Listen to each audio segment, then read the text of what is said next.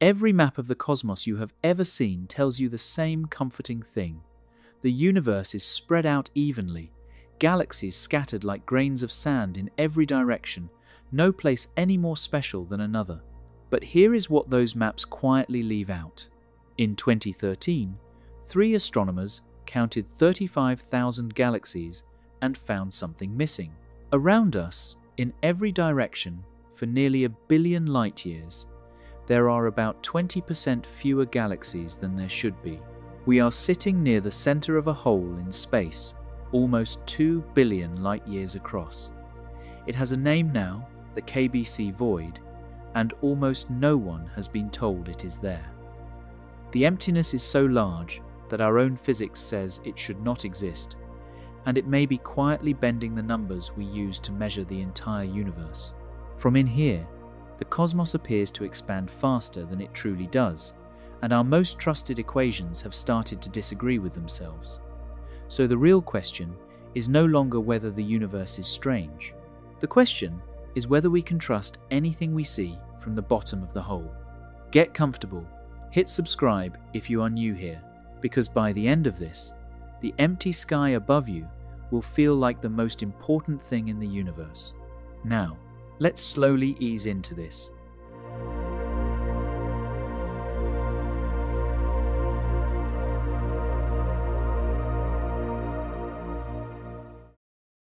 Part 1. The hole you are falling through. Right now, without feeling anything at all, you are moving through one of the emptiest places in the entire universe. You are sitting still, or so it seems. The floor is solid beneath you, the night outside is quiet, and nothing about this moment suggests motion. And yet you, and your chair, and your home, and the planet under all of it, and the whole slow pinwheel of 400 billion stars you belong to, are drifting through a region of space so empty that, by every reasonable expectation of physics, it should not be here at all. We have a name for it now. We did not always. For almost the entire history of our species, nobody had the faintest idea that our cosmic address was unusual in any way. That changed only recently, and most people still have not been told. The region is called the KBC void, and it is roughly 2 billion light-years across. Saying that number is easy, feeling it is almost impossible. Light, the fastest thing there is, would need 2 billion years to cross from one side of this emptiness to the other. Our own galaxy, edge to edge, is about 100,000 light-years wide, and even that already takes 100,000 years to cross at the speed of light. The hollow that contains us is something like 20,000 times wider than that, and inside this enormous bubble there is simply less of everything, fewer galaxies, fewer stars. Less matter, by about 20%, spread across a sphere reaching nearly 1 billion light-years in every direction from somewhere very close to where you are sitting tonight. I want you to sit with how strange that is, because it is easy to let it slide past as just another big number. The universe is supposed to be smooth. Not perfectly smooth, of course. There are galaxies, and there are gaps between them, and that is expected. But if you zoom far enough out, the whole thing is meant to even out, like grains of sand that look lumpy in your hand and perfectly uniform from across a beach. That smoothing is one of the bedrock assumptions of modern cosmology. It is the thing that lets us write simple equations for the entire cosmos and trust the answers. And what 3 astronomers found, when they finally added up the galaxies around us, is that our particular stretch of beach has a crater in it. A crater 2 billion light-years wide, with us near the bottom. Let yourself drop into that picture for a moment, slowly, the way you might lower yourself into water. You are not standing on solid ground. You never were. You are falling gently and constantly through the middle of a hollow so large that the nearest ordinary, average density universe is 1 billion light-years away in every direction you could point. Above you, below you, behind you, ahead of you, the emptiness reaches out farther than light has travelled since long before there were oceans on Earth.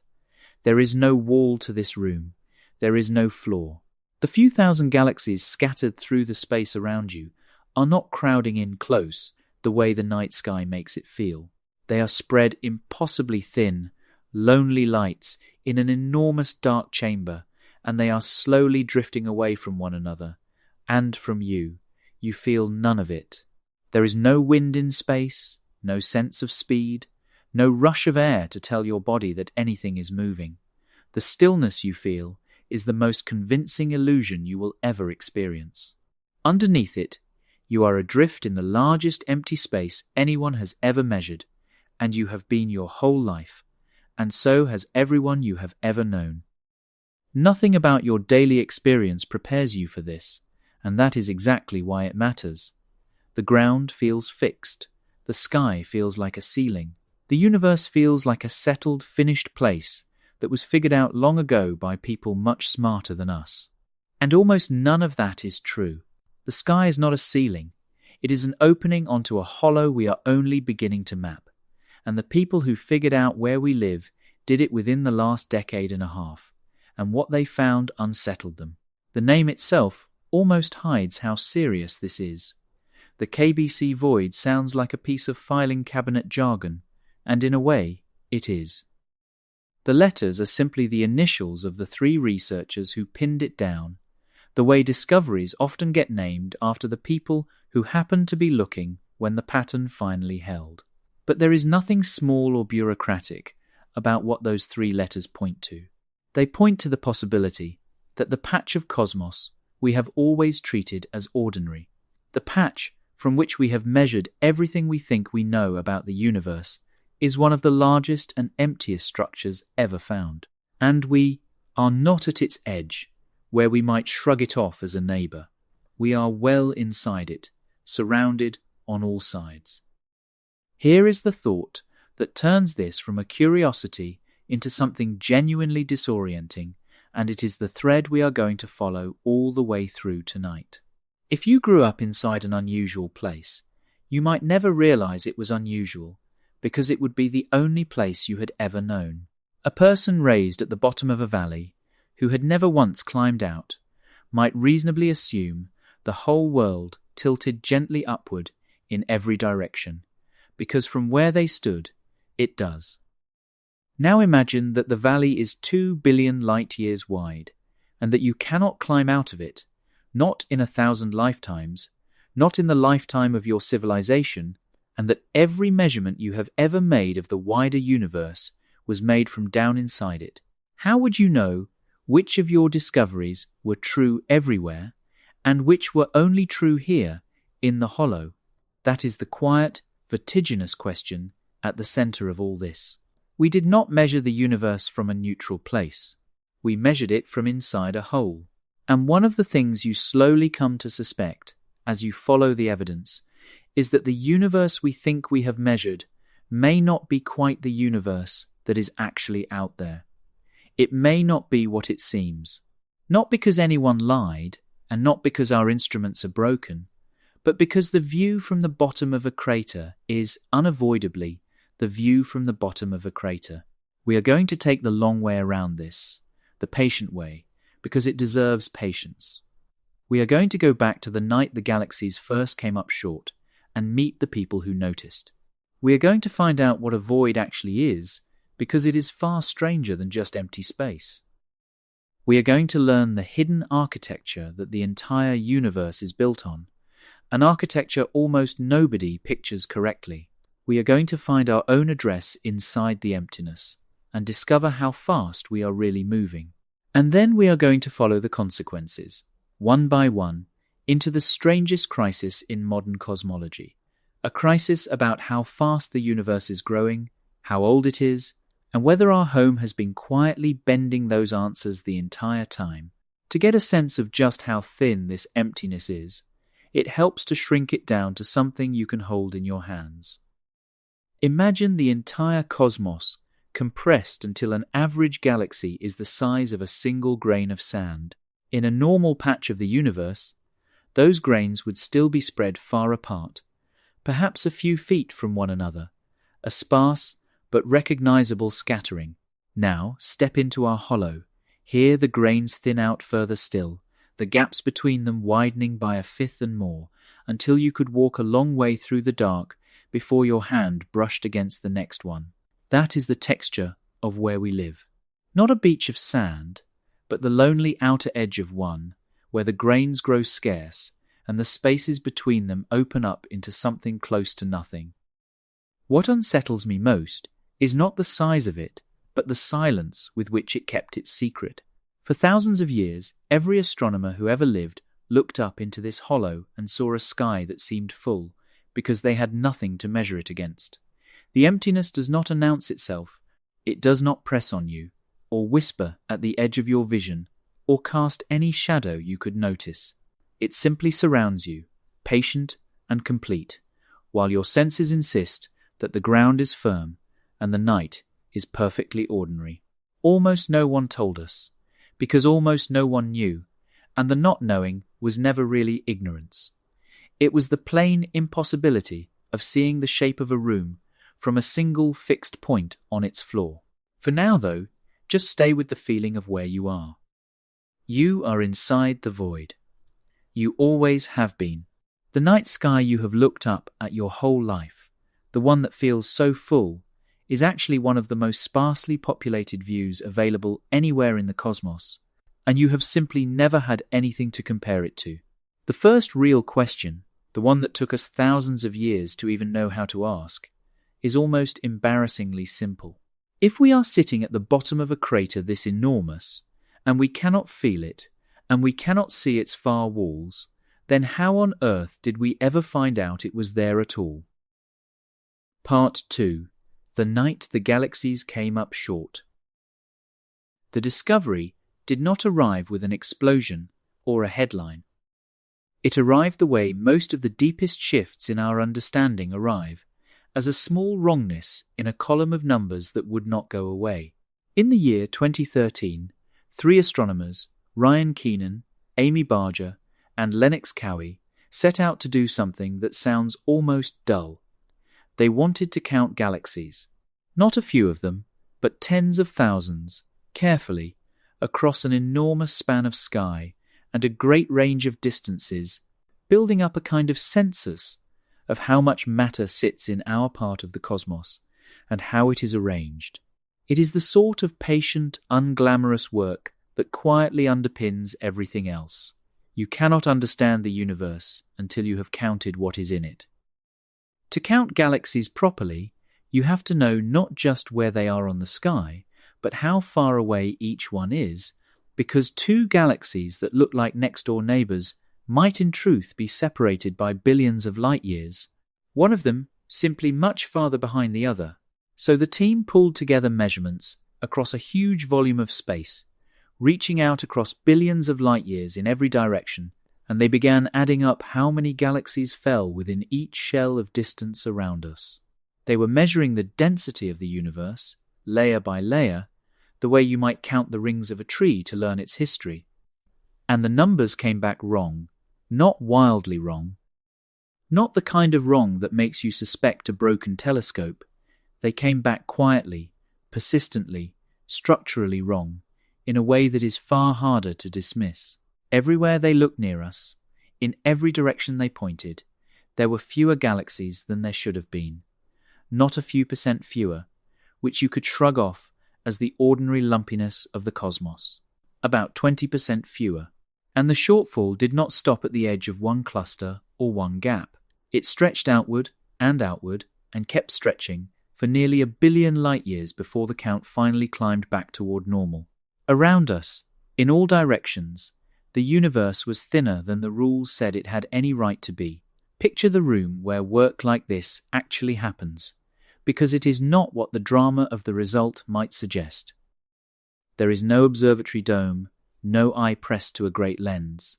There is a screen, and a chair, and a quiet hum, and a researcher looking at a plot that should be boring. The expectation is a flat line, more or less. Count the galaxies in each shell of distance, divide by the volume, and the density should hover near the cosmic average, wobbling a little from place to place, but holding steady overall. That is what the textbook says. That is what 100 careful assumptions predict. Instead, the near shells sag. The line dips below where it should sit and stays there, shell after shell after shell, a low plateau that does not lift until the distances grow enormous. The first reaction to a result like this is never excitement. It is suspicion of yourself. You assume you have made a mistake. You check the calibration. You check whether some faint galaxies are being missed near the edges of the survey, which would fake a shortfall. You swap in a different catalogue, gathered by different people with different instruments, and you run it again. The dip is still there. You look at a completely different patch of sky, in case one direction is throwing things off. The dip is still there, in that direction too. Slowly, the suspicion turns around. The problem is not in the analysis. The problem is in the universe. The thinness is real. That is the moment a piece of filing cabinet jargon was born, and with it a small revolution in how we picture our place in things. The region they had mapped, this underdense sphere with us inside it, got tagged with the initials of the 3 people who had measured it, and so it became the KBC void. The name is modest. What it describes is not. They had found that our galaxy and our local group of galaxies and a great deal of space around us all sit inside a bubble where matter is significantly scarcer than the cosmic norm, a bubble so large it dwarfs essentially every other structure we had ever catalogued in our neighbourhood. I want to be careful here because the word void does a lot of misleading work. A void is not a vacuum. It is not a clean, scooped-out nothing. The KBC void still contains galaxies. It still contains clusters of galaxies. It even contains, as we will see later, an entire supercluster, a structure of 100,000 galaxies that we are part of. The void is not empty in the way a sealed jar is empty. It is underdense. It is a region where, when you average everything together across those enormous distances, you find roughly a fifth less matter than a fair sample of the universe should hold. Think of it less as a hole punched clean through the cosmos, and more as a desert. A desert is not lifeless. It has its scattered plants and its rare animals. But compared to a forest, it is conspicuously, definitionally thin, and you know a desert when you cross into one. We are, it turns out, living in the middle of one of the largest deserts ever found. What makes this finding land so hard is that it was not what anyone was hunting for. Keenan, Barger, and Cowie did not set out to prove we live somewhere strange. They set out to do careful bookkeeping, to measure the ordinary density of the local universe, and the bookkeeping refused to balance in the most interesting possible way. That is often how the real surprises come. Nobody is looking for them. Someone is simply trying to get an honest count, and the honest count turns out to mean something nobody expected it to mean. And almost immediately, the implications start to crowd in, which is what we will spend the rest of our time tonight slowly unpacking. Because if you have just learned that your entire neighbourhood is underdense across 1 billion light years, you cannot stop at, how interesting. You have to ask the harder follow-up. We measure the whole universe from in here. We point our telescopes outward from inside this thinned-out bubble, and from those measurements we have built our numbers for how fast the cosmos is expanding, how old it is, what it is made of. If our neighbourhood is not a fair sample, if it is one of the emptiest places around, then every one of those measurements has to be asked a quietly terrifying question. Are we seeing the real universe, or are we seeing the universe as it looks from the bottom of a desert? It is worth lingering on how a discovery like this actually feels from the inside, because it is nothing like the triumphant moment we imagine. There is no single instant of revelation, no shout across the room. There is instead a slow erosion of disbelief. The first time the count comes back low, you assume you have misconfigured something. The second time, with a different catalogue, gathered by different people, you start keeping a careful list of everything that could possibly be fooling you. You worry most about the dullest culprit of all, the chance that your survey is simply missing faint, distant galaxies that are really there, but too dim to register, which would fake a shortfall out of pure incompleteness. So you correct for it, generously, bending over backward to give those missing galaxies every benefit of the doubt. And still the dip refuses to fill in. Only after every ordinary explanation has been tried and discarded does the strange one finally earn the right to be taken seriously. The tool that made any of this possible deserves a moment of respect, because it is the same tool that revealed the entire architecture of the cosmos. When light leaves a distant galaxy, the expansion of space stretches that light during its long journey to us, shifting its color toward the red. The farther the galaxy, the longer the journey, and the more its light is stretched. By measuring that stretch, astronomers can turn a flat smear of dots on the sky into a true three-dimensional map, reaching back across billions of light years. It was this patient method, applied to tens of thousands of galaxies, one at a time, that let 3 researchers do something nobody had quite done before, which was to weigh our entire cosmic neighborhood and discover that it came up light. The 3 researchers had handed cosmology a gift and a problem in the same paper. The gift was a new and startling fact about where we live. The problem was that the fact would not stay politely in its corner. It reached out and put its hand on nearly every other number we thought we had nailed down. Before we can follow it there, though, we need to understand the void itself far more intimately, because almost everyone, including most people who have heard the word, pictures it completely wrong. The emptiness around us is not simply less crowded. It behaves differently. Gravity works differently inside it. Time, in a sense, runs differently through it. And the question of what a cosmic void is actually made of has an answer far stranger than nothing. Part 3. What emptiness is actually made of. The word emptiness is one of the most misleading words in all of astronomy, and a cosmic void is where its disguise comes off. When you hear that we live inside a void, your mind almost certainly reaches for the idea of pure nothing, a clean black gap with absolutely nothing in it. That is not what is out there. The space around us, thinned out as it is still threaded with the most important and most mysterious ingredients in the universe. It is just that those ingredients behave very differently when the ordinary matter grows scarce. To understand where we live, you have to understand that emptiness, on this scale, is not an absence. It is an environment with its own rules, and those rules are not the ones we are used to. Start with what is actually present in a void. There is still dark matter, the invisible substance that makes up the overwhelming majority of all the matter in the cosmos. Dark matter does not give off light or absorb it, so we cannot see it directly, but we feel its gravity everywhere, and even inside a void it is there, just spread thin at perhaps 15% of the cosmic average density. There are still occasional wisps of hydrogen gas, the raw material that stars are made from, drifting in long, faint filaments.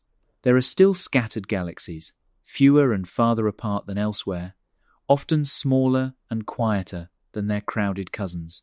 And there is something else, something that fills every void to the brim and turns out to run the place.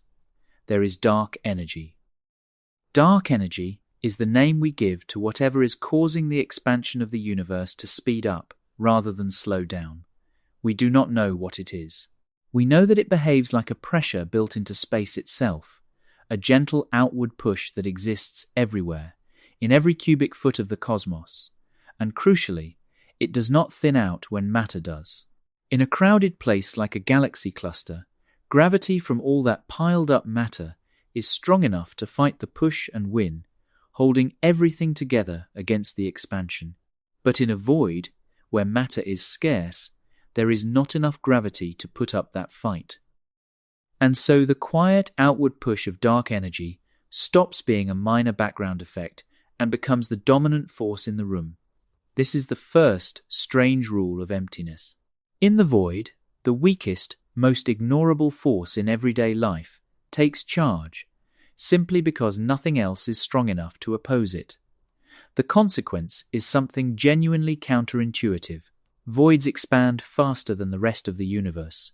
Everything is expanding, yes, but inside a void, the dark energy wins its tug-of-war so decisively that the emptiness grows like a slowly inflating bubble, pushing its own boundaries outward into the surrounding walls of galaxies.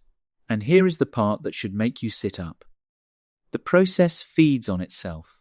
The more a void expands, the more thinly its matter is spread, and the more thinly the matter is spread, the more completely dark energy dominates, and the faster the void grows. Emptiness, once it gets started, breeds more emptiness. A void is not a static gap that happens to have fewer galaxies in it. It is an active, accelerating, self-reinforcing engine of expansion, and we are sitting inside one of the largest such engines ever found. This is also where you first meet a number that will follow us all the way to the end tonight. When astronomers add up the whole universe and ask how its volume is divided, the answer is staggering. Voids occupy roughly 90% of the volume of space. 90% of space is hollow. The galaxies, the clusters, the glowing structures we think of as the universe, all of it is crammed into the remaining tenth, strung along walls and threads that wrap around the great empty bubbles. We picture the cosmos as a sea of stars with some gaps in between. The truth is almost exactly inverted. The cosmos is mostly gaps, with some stars strung around the edges, and the emptiness is not the exception. The emptiness is the main event. The strange behavior of voids reaches even into how light moves through them, and this turns out to matter enormously, because it gives us a way to see voids that has nothing to do with counting galaxies. When a ray of light passes through a region of denser than average matter, the gravity there tugs on it in subtle ways. When light passes instead through a void, it feels less gravity than it would in normal space, and because the void is also expanding while the light is crossing it, the light comes out the far side, carrying slightly less energy than it went in with. Less energy means a slightly cooler, slightly redder signal, so light that has crossed a great void arrives a touch colder than light that has not. We can actually measure this. When we look at the faint afterglow of the early universe, the oldest light there is, we find that the directions where we already know there are large voids show up very slightly cooler by around 10 millionths of a degree, exactly as this picture predicts. The voids leave a fingerprint on the most ancient light in existence, and the fingerprint says, something thin and enormous sat in the way. This is why voids are not boring. For a long time, astronomers treated them as the dull, negative space between the interesting structures, the gaps you skip over to get to the galaxies. We now understand they are almost the opposite. A void is the one place in the universe where dark energy rules without competition, which makes it the cleanest natural laboratory we have for studying the most mysterious force in physics. If you want to understand the push that is driving the entire cosmos apart, you do not study it where gravity is busy fighting back. You study it where gravity has already lost. You study it in the emptiness. And the largest, closest, best-positioned emptiness available for that study is the one we happen to live inside. So hold these new facts together, because they change the meaning of our address. We are not floating in a passive gap. We are inside an accelerating bubble where the dominant force is the same strange pressure that is tearing the whole universe apart, where the matter is thin enough that the ordinary rules bend, and where even passing light is quietly cooled by the crossing. 90% of the cosmos is built of regions like this. We just happen to be near the center of an unusually large one. And every time we point a telescope outward to measure the universe, the first thing that light has to do is climb up out of our particular hollow before it ever reaches us. To feel how completely dark energy takes over in a place like this, It helps to remember how feeble it is everywhere else. In your kitchen, in the solar system, even within the body of a galaxy, the outward push of dark energy is so utterly overwhelmed by ordinary gravity that it might as well not exist. It takes the scale of the entire cosmos for its gentle pressure to add up to anything noticeable at all. But strip away the matter, thin the galaxies until they are scarce, and that same feeble push suddenly has nothing left to oppose it. The void is the one arena where the weakest influence in the universe steps forward and takes command, simply because everything stronger has been spread too thin to fight back. There is a strange momentum to this that makes voids feel almost alive in their behavior. As a void expands and empties, it loses what little ability it had to hold itself together, and so it empties faster, and so it expands faster still. The galaxies that remain inside are slowly herded toward the edges, drawn out toward the denser walls, leaving the interior even more barren than before. A void does not sit quietly as a fixed gap. It hollows itself out over billions of years, a slow and patient deepening of its own emptiness, and the largest voids we see are simply the ones that have been at it the longest. Ours, then, is not only enormous, it is old and still working, still scooping itself emptier as we drift inside it. That last fact is the one that will not leave us alone, and it deserves to be stated plainly before we go any further, because it is the emotional center of this entire story. We have always assumed our instruments were the thing that could fool us, and so we have made our instruments astonishingly good. But there is a kind of error no instrument can fix, the error of standing in the wrong place. We are not measuring the universe incorrectly. We are measuring it correctly, with exquisite care, from inside a hole, and the view from inside a hole is, unavoidably, a hole's-eye view.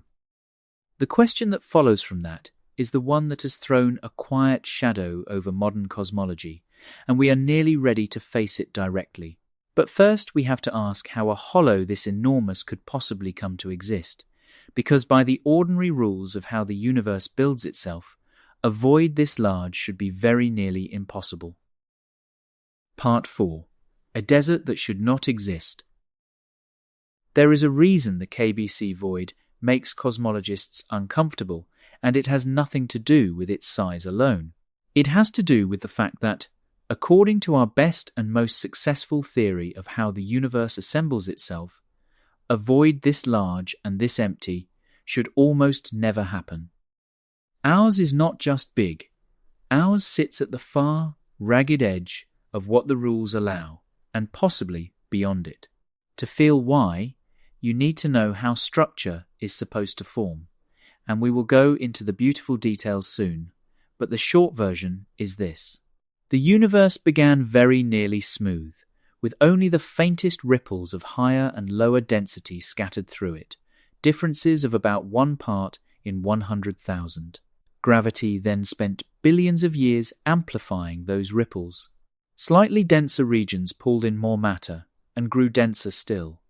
Slightly emptier regions lost their matter to the greedy dense ones and grew emptier still. Run that process forward, and you naturally get a universe with clumps and gaps. You get small voids easily, because small ripples are common. You get medium voids less often. And you get enormous deep voids only very rarely, because they require an unusually large and unusually smooth initial dip in density, the kind of starting condition that the random ripples of the early universe almost never produced. So cosmologists do something clever. They build entire universes inside computers. They start with the same tiny ripples we see imprinted on the oldest light. They let simulated gravity run for the equivalent of nearly 14 billion years, and they watch what grows. These simulations are one of the great triumphs of modern science. They reliably produce the web of galaxies we actually observe, the clusters in the right places, the filaments at the right scales, the voids in the right abundance. When it comes to the ordinary range of structures, The match between the simulated universes and the real one is superb. And then you ask those same simulations a pointed question. Build me thousands of universes. Now show me how often a void as large and as empty as the KBC void appears. And the simulations struggle. They produce such a void rarely, in well under one run in 1,000, and only when the initial conditions happen to be exceptionally, improbably smooth over an enormous region. Some researchers have tried to put a sharper number on just how unlikely our home is, and the figure they arrive at is hard to even hold in your mind. By one analysis, a void of this size and depth represents something like a 10 sigma deviation from the expected density of the universe. In the language of statistics, 5 sigma already means there is less than a 1 in a million chance that a result is a random fluke. 10 sigma is so far beyond that as to be almost meaningless in ordinary terms. It is the kind of number where you would not expect to stumble across a single example anywhere in the entire observable universe, even if you searched every corner of it. And yet, we are not searching for it. We are living in it. The least probable address imaginable turns out to be the one with our name on it. When a measurement and a model collide this hard, there are only a few honest ways to react, and each of them costs something. Maybe the void is real, and we simply got staggeringly unlucky, drawing the 1 in an unthinkable number ticket in the cosmic lottery. Maybe the void is real, and is telling us that our model of how structure forms is missing something important, that the universe builds big empty regions more readily than our equations say. Or maybe the void is not quite as extreme as the first measurement suggested, and better data will soften it into something less impossible. We are going to weigh all 3 of those answers carefully before the night is over, because the choice between them is genuinely unresolved, and serious people line up on different sides of it. But none of them is comfortable. Every road out of this leads somewhere that asks us to give up an assumption we were fond of. And whichever road turns out to be right, the discovery forces a single, quiet, vertiginous question that we can no longer postpone.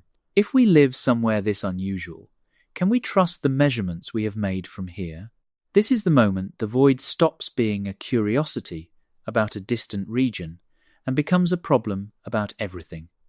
Think about what we actually do when we measure the universe. We sit inside this thinned-out bubble and we look outward, and from what we see we calculate the grand numbers. How fast is space expanding? How old is the cosmos? What is it made of? Every one of those numbers was extracted from light that reached us here, at the bottom of the desert. We have always treated our vantage point as ordinary, as a fair and representative sample of the universe, because the whole framework of cosmology rests on the assumption that no place is special. But the void quietly violates that assumption. We are not in a fair sample. We are in one of the emptiest places around, and worse, near the middle of it, surrounded by the underdensity in every direction. Let me say plainly the thing this builds toward, because it is the beating center of the whole story, and once you have felt it, you cannot unfeel it. We have spent a century making our instruments almost perfect, hunting down every source of error we could name, because we assumed the danger was always in the measuring. But there is one error no better telescope can ever remove, and that is the error of where you are standing. We are not measuring the universe incorrectly, we are measuring it from inside a hole. And a measurement taken from inside a hole, however careful, however precise, carries the shape of the hole inside it. The numbers we trust most may be carrying the shape of the void, and we would have no obvious way to tell from in here. It is worth dwelling on what these simulated universes really are, because they are one of the quiet marvels of our age. Inside a computer, cosmologists plant the same faint seeds of unevenness that the oldest light reveals, and then they let an entire artificial cosmos grow, governed by the same gravity and the same dark energy we believe rule our own. They can build 1,000 of these universes, or 10,000, each one slightly different, and then walk through them like a gardener inspecting a field, asking how often this or that kind of structure appears. When they do this and go hunting for a void as large and as empty as ours, they come back nearly empty-handed. In universe after simulated universe, our hollow simply does not form.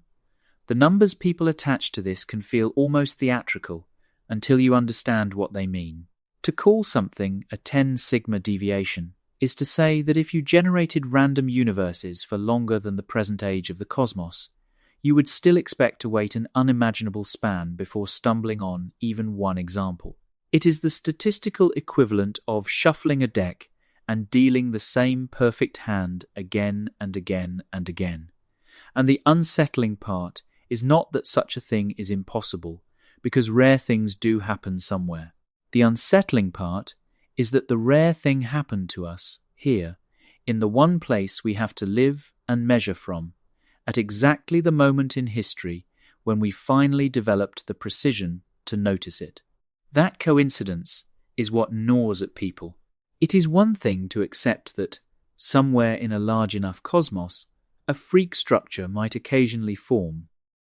It is quite another to find yourself sitting inside it, holding the measuring tape, and to realize that your improbable address might be quietly rewriting the very numbers you trust most. A lottery ticket that wins is suspicious enough.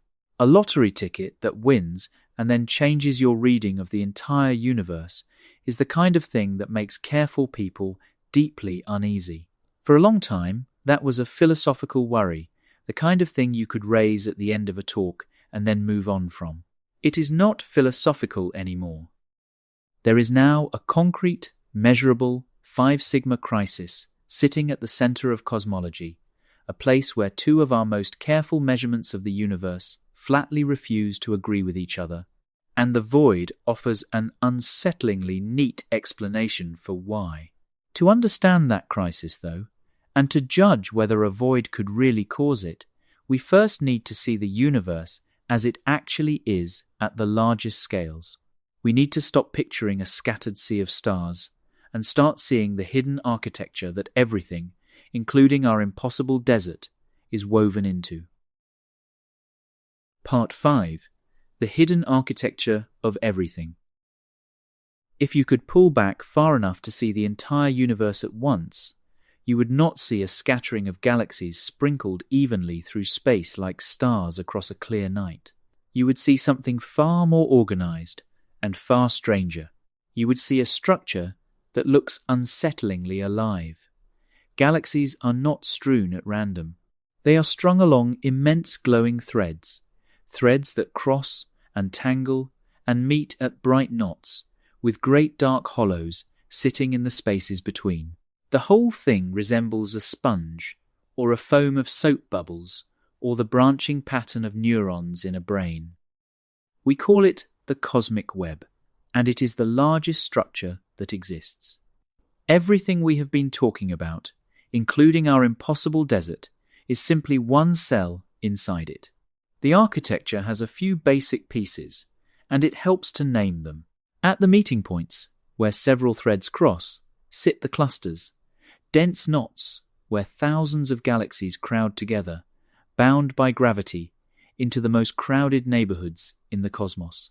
Running between those knots are the filaments, long chains of galaxies that can stretch for hundreds of millions of light years, the cables that hold the web together. Where filaments spread out and flatten, they form walls, enormous sheets of galaxies.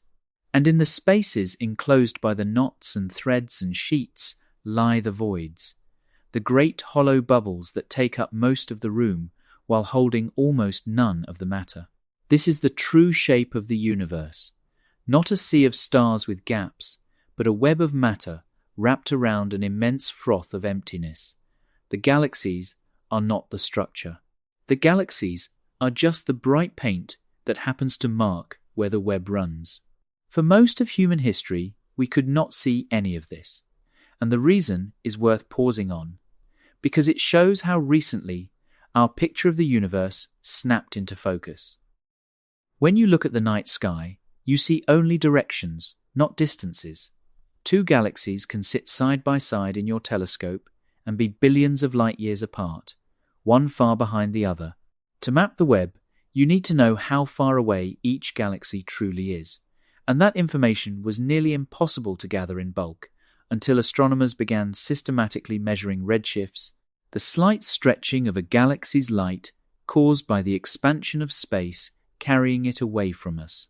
The more its light is stretched toward the red end of the spectrum, the farther away it is. Starting in the 1970s and 1980s, astronomers began collecting these redshifts, galaxy by galaxy, and as the distances filled in, the three-dimensional shape of the universe slowly emerged from the flat sky like a photograph developing. The first large voids were identified in 1978, and they came as a genuine shock. Nobody had expected emptiness on that scale. The mapping only accelerated from there. The Sloan Digital Sky Survey, which began at the turn of the millennium in the year 2000, measured the positions and distances of millions of galaxies and produced the most detailed maps of the cosmic web ever made. In those maps, the structure is undeniable.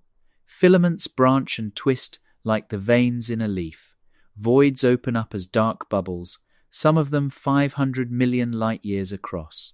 The surveys revealed structures larger than anyone had predicted, including a filament called the Sloan Great Wall that stretches something like 1.5 billion light-years from end to end.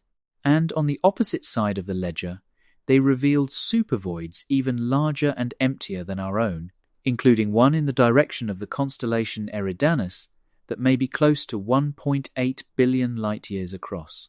The universe, it turned out, is organized on scales so large they strain the very assumption that it should look smooth. The obvious question is why?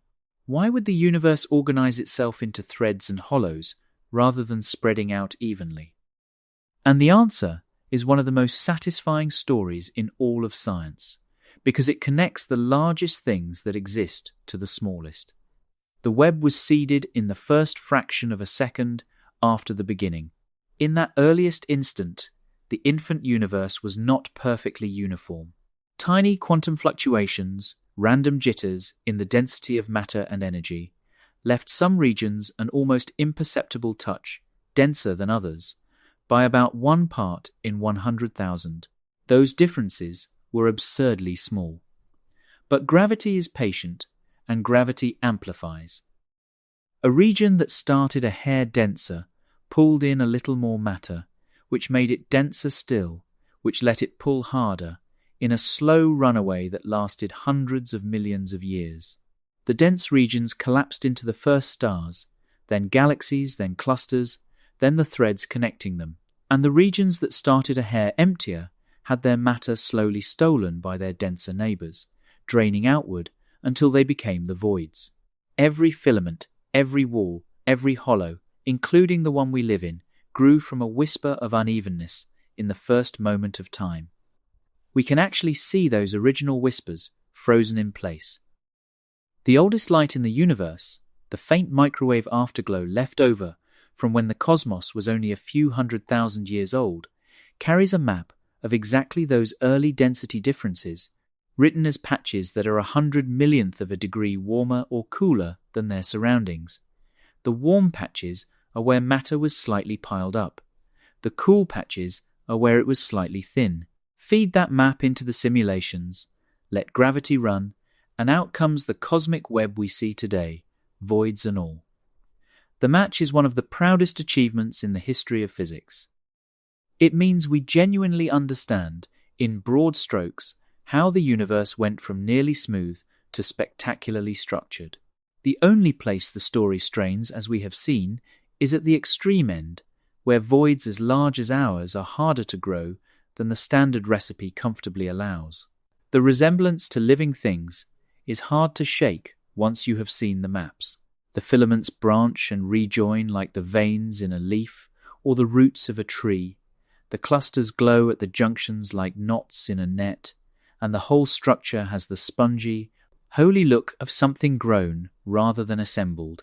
It is one of the eerier facts in science that the largest structure in existence look so much like the smallest living tissue, not because they are related in any way, but because the same simple rule, a little pulling, acting on a little unevenness, produces the same branching patterns, whether you are growing a web of galaxies or a network of cells.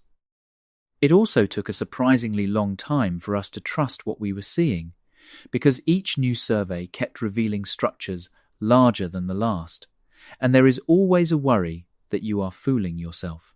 When astronomers first traced filaments stretching across 1 billion light-years and more, the instinct was to doubt the data, because such things were not supposed to exist.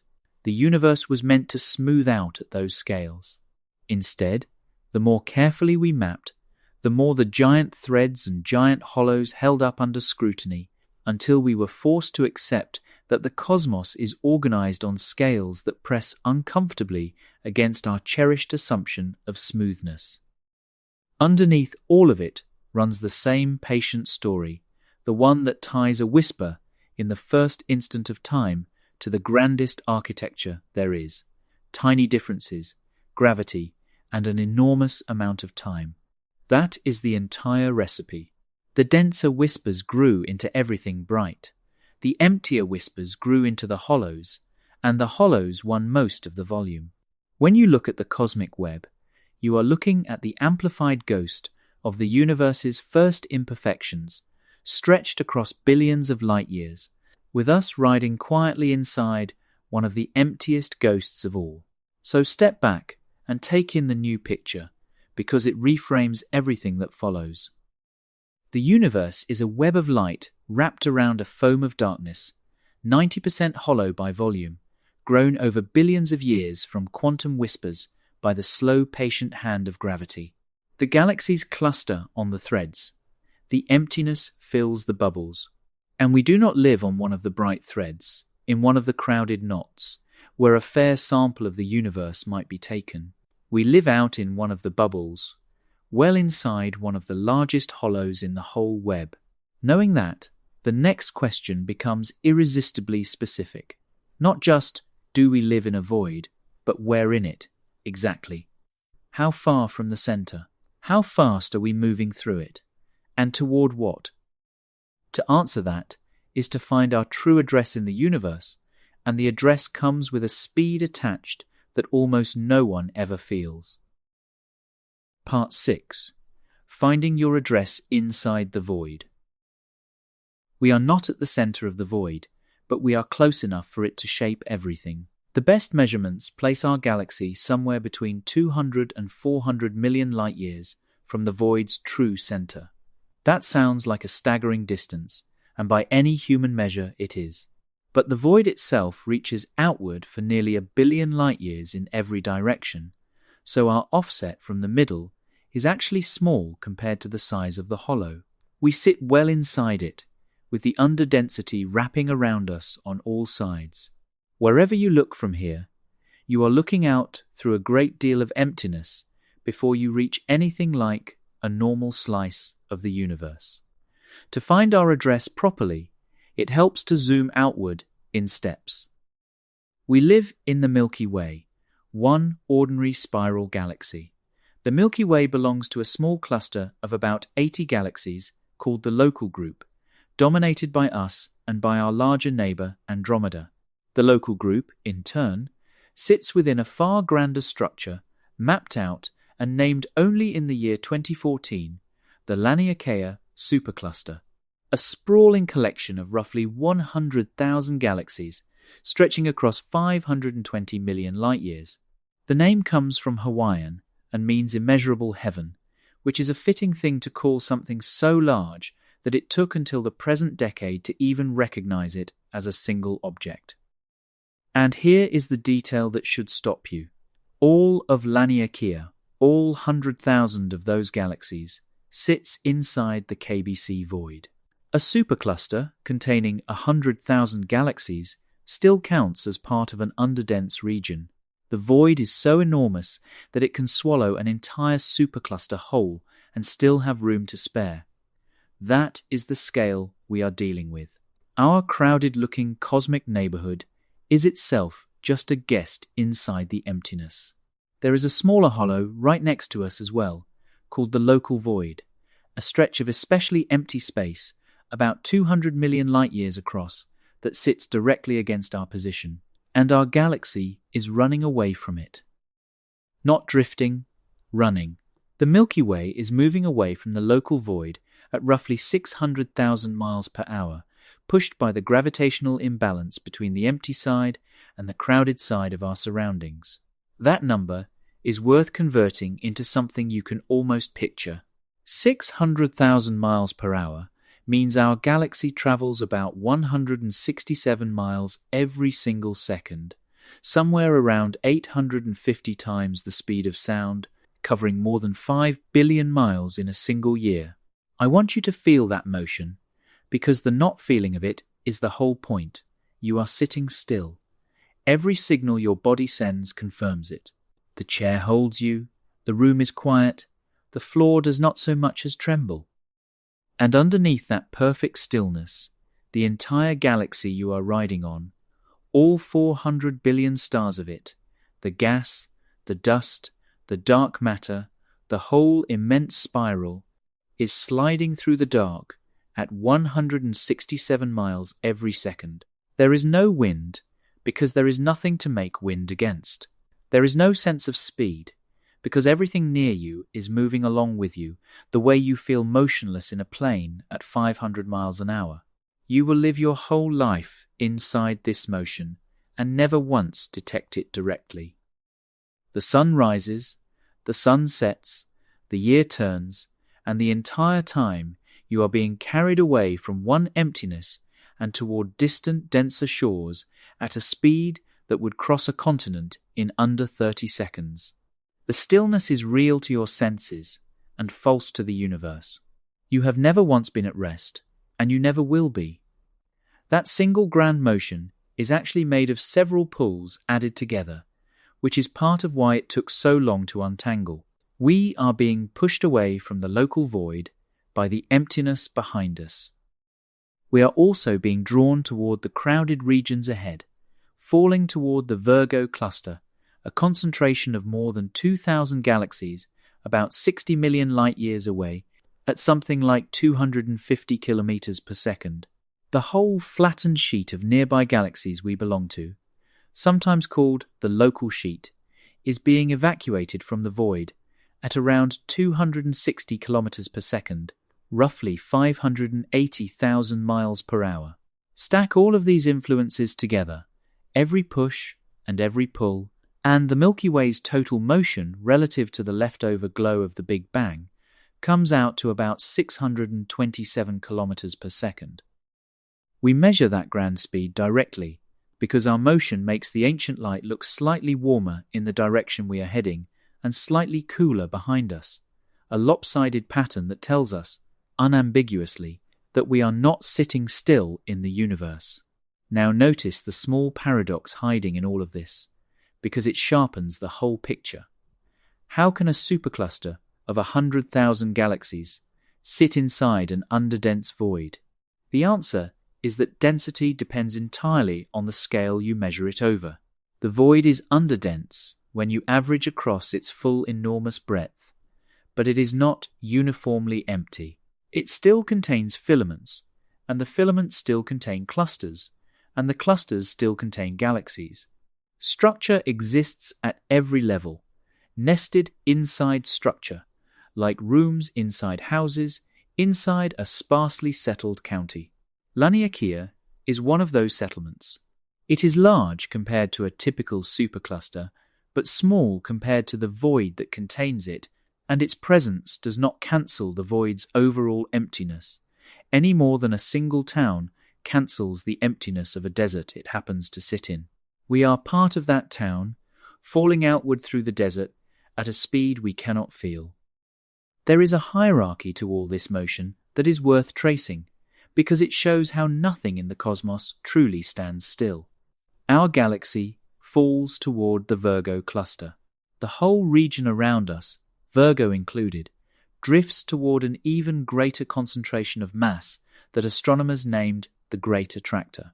And the Great Attractor, with everything streaming toward it, is itself being drawn towards something larger still, the Shapley concentration, the most massive gathering of galaxies in our part of the universe, lying some 650 million light-years away. Galaxies flow toward clusters, clusters flow toward superclusters, and superclusters flow toward the great basins of gravity beyond them. We are a single drop in a current that runs inside other currents, all of it laid over the slow outward drift away from our void. Let yourself feel, one more time, how completely hidden all of this is from your senses. You are being carried by half a dozen overlapping motions at once, pulled toward Virgo, drawn toward the great attractor, streamed toward Shapley, pushed outward from the local void, and, underneath all of it, stretched along by the expansion of space itself. Not one of these motions registers in your body. The tea in your cup sits perfectly level. The floor does not lean. Every direction feels as settled as the last. And yet you are threading through a landscape of invisible valleys and distant mountains of mass, falling several ways at once, at hundreds of miles every second, and you have done so calmly through every quiet evening of your entire life. This is the part that makes our address feel less like a fact and more like a vantage point. We are not perched on a neutral platform watching the universe drift by. We are inside the flow, off-center in the hollow, moving with everything around us, and every measurement we take of the wider cosmos is taken from the back of this silent, rushing thing. That is why, where we are and how we move turns out to matter so enormously for what we believe we see. So that is our true address. We are inside the KBC void, a few 100 million light-years off its center, riding a galaxy that belongs to a small group, inside a supercluster, inside the void, all of it streaming through the dark at 600,000 miles an hour. It is a beautiful and slightly dizzying place to live. But the reason this address matters so much is not poetic. It is practical, and it is about to cause a genuine crisis. Because when you are sitting inside an underdense region, being pulled outward by the denser universe around it, that motion does something sneaky to the measurements you make of how fast everything is flying apart. It tips the scales, and the result is that two of the most careful measurements humanity has ever made, two numbers that absolutely must agree if our understanding is correct, do not agree at all. Part 7. The two numbers that refuse to agree. There is a single number that sits at the foundation of cosmology called the Hubble constant. It measures how fast the universe is expanding, how quickly the space between galaxies is stretching, and, right now, that number is at the center of the biggest unsolved argument in the field, because we have two excellent ways to measure it, and they give two different answers that stubbornly refuse to reconcile. The disagreement has a name. It is called the Hubble tension, and the KBC void offers one of the most natural explanations anyone has found for it. The first way to measure the expansion looks deep into the past. We study the oldest light in the universe, the faint microwave glow released when the cosmos was only about 380,000 years old. That light is a snapshot of the infant universe, and encoded in its tiny temperature ripples is everything we need to calculate how the universe should have expanded from then until now. Feed that ancient data into our best model, turn the crank, and out comes a prediction for today's expansion rate of about 67 kilometers per second per megaparsec. The unit sounds technical, but it just means that for every megaparsec of distance, roughly 3.3 million light-years, space stretches by about 67 kilometers every second. This is the early universe answer, derived from the beginning of time and projected forward. The second way looks at the nearby universe directly, here and now. Astronomers find objects whose true brightness they understand precisely and use them as cosmic measuring sticks. Certain exploding stars, called Type 1a supernovae, always detonate with very nearly the same intrinsic brightness. So by comparing how bright they truly are to how bright they appear, we can work out exactly how far away they sit. A particular kind of pulsing star, the Cepheid variable, does the same job on closer scales. Combine those distances with how fast each object is receding, and you measure the expansion rate straight from the local cosmos. No early universe model required. And this local method consistently gives a different answer.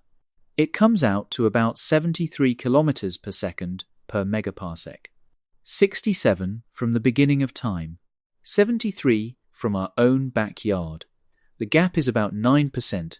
That may sound small enough to wave away, but it is not, because both measurements have become extraordinarily precise, with very small margins of error, and both are supposed to be measuring the same single property of the same single universe.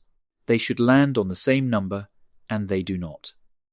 The disagreement has now reached what scientists call 5 sigma significance, meaning there is less than a 1 in a million chance that it is a random statistical accident. This is not a rounding error or sloppy work. It is a real, stubborn, deepening contradiction, and it means that something in our picture of the universe is genuinely wrong or genuinely missing. This is exactly where the void walks back onto the stage, because it offers a way to explain the gap without breaking physics, simply by taking our address seriously. Remember what an underdense region does to the galaxies inside it.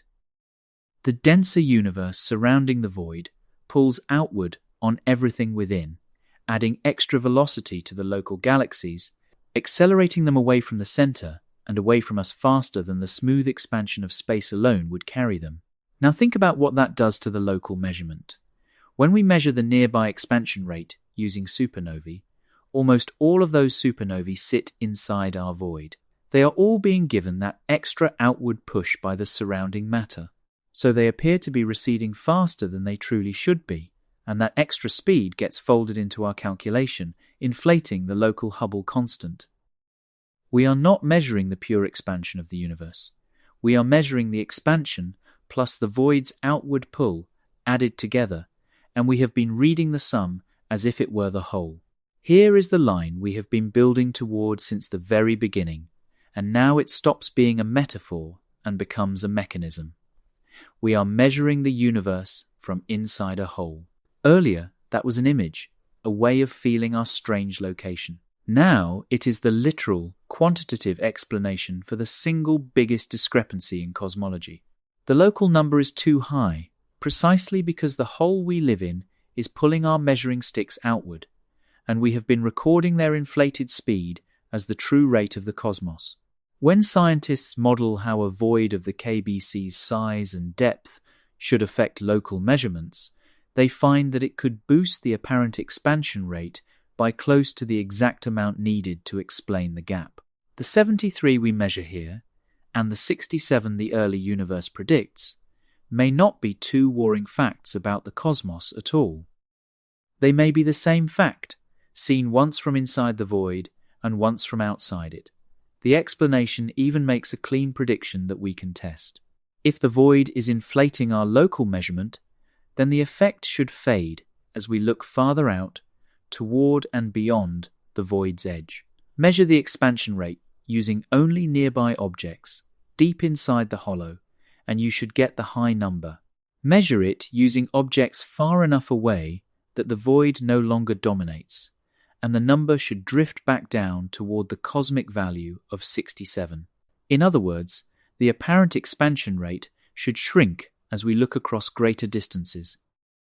And recent observations are beginning to show exactly that trend. The number does appear to come down as we reach farther out. It is not yet a settled case, because measuring distances to very remote objects is hard and the uncertainties are large. But the direction of the evidence points the way the void predicts. So we are left holding a remarkable possibility. The most famous crisis in modern cosmology, the one that has launched hundreds of papers and pitted careful teams against one another, might come down to a simple, humbling fact about real estate. We built our local measurement on the assumption that our neighborhood is typical and our neighborhood is not typical. It is a desert, and the desert is tugging on our rulers. If that is right, then the universe was never lying to us in the dramatic sense. It was only that the view from the bottom of the hollow looks different from the view anyone would get standing on neutral ground, and we mistook our view for the universe's. What makes this disagreement so hard to dismiss is precisely how good both measurements have become. These are not rough estimates, with sloppy margins that happen to miss each other. They are two of the most carefully calibrated numbers in all of science, each refined over decades, each cross-checked against independent methods, each with an uncertainty now small enough that the gap between them dwarfs the wiggle room in either one. When two such precise measurements of the same quantity refuse to meet, you cannot simply split the difference and move on. One of them is being pushed off true by something we have not accounted for, and the hunt for that something is what has turned this into a genuine crisis rather than a footnote. It helps to picture exactly what the void does to the supernovae we rely on. Almost every nearby exploding star we use as a measuring stick sits inside our hollow, and so almost every one of them is being given the same outward shove by the denser universe surrounding the void. Each one appears to recede a little faster than the pure expansion of space would carry it. Taken alone, the effect on any single star is modest. But because the shove points the same way for all of them, the small excesses do not cancel out. They add together into a systematic tilt, and that tilt rides straight into our calculation of the expansion rate, lifting it above the true cosmic value. This is the whole difference between a random error and a biased one, and it is the reason the void matters so much. Random errors wash out when you average enough measurements together. A bias does not. It survives every averaging, because it is built into the situation itself, into the simple fact that all our local rulers share the same hollow and feel the same pull. No amount of careful measuring can remove an error that comes from where you are standing rather than from how you are measuring. But the trouble does not end with how fast the universe is expanding, because that number is tangled up with another that is even more fundamental and even more disturbing to get wrong. If you change how fast the universe has been growing, you change how long it has been growing, which means you change its age. And when you follow that thread, you run straight into one of the strangest contradictions in all of science, a place where we appear to see, with our own telescopes, stars that are older than the universe they live in. Part 8. Stars older than the universe. The age of the universe is one of those numbers that feels like it should be carved in stone, and for years it has been. From the ancient microwave light, we calculate that the universe is about 13.8 billion years old, and that figure has been confirmed by several independent lines of evidence. But the age and the expansion rate are bound tightly together. A faster expanding universe reaches its current size in less time, which makes it younger. So if you take the high local expansion rate, the 73 we measure from inside our neighborhood, and you assume that it represents the true rate everywhere, the universe shrinks in age to roughly 12.7 billion years. A little over a billion years simply vanishes, and that missing billion years is not a harmless adjustment. It creates a contradiction so sharp that, if you take it at face value, it should not be possible. The problem is the oldest stars. Scattered through our galaxy, mostly bundled into dense ancient swarms called globular clusters, are stars that formed when the universe was very young. We have good ways of telling how old these stars are, and the methods do not depend on cosmology at all. They depend on the physics of how stars burn, which we understand extremely well. A star spends most of its life steadily fusing hydrogen in its core, and how long it can keep that up depends almost entirely on its mass. Heavy stars burn furiously and die fast. Light stars sip their fuel and last far longer. So if you look at a cluster of stars that all form together, you can read its age from which stars have already burned out, and which are still going. The point where stars are just now reaching the end of their hydrogen-burning lives acts like a clock hand and it tells you how long ago the whole cluster was born. When astronomers read that clock for the oldest globular clusters, they get an age of around 13 billion years, with an uncertainty of only a few 100 million. That measurement has been sharpened recently by the Gaia space mission, which pinned down the precise distances to these clusters and removed one of the largest sources of error from the calculation. The result held firm. The oldest clusters really are about 13 billion years old, and there is a second, completely separate clock that agrees with them. White dwarfs, the slowly cooling embers left behind when stars like the Sun die, fade at a predictable rate, and the coolest, faintest white dwarfs we can find have been cooling for something like 12 to 13 billion years. Two different methods, resting on two different pieces of physics, both say the same thing. The oldest objects around us are roughly 13 billion years old. Now hold the two numbers side by side and feel what happens. If the universe is only 12.7 billion years old, but it contains stars that are 13 billion years old, then those stars are older than the universe that contains them. Let that sit for a moment, because it is one of the genuinely impossible things you can run into in science.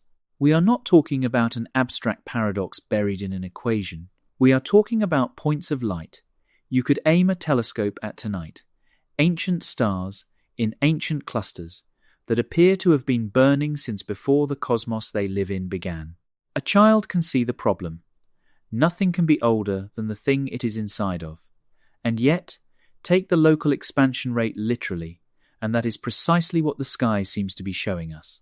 This is the kind of contradiction that should make the hair on your arms stand up, because it is the universe refusing to be consistent with itself, out in the open, where we can see it.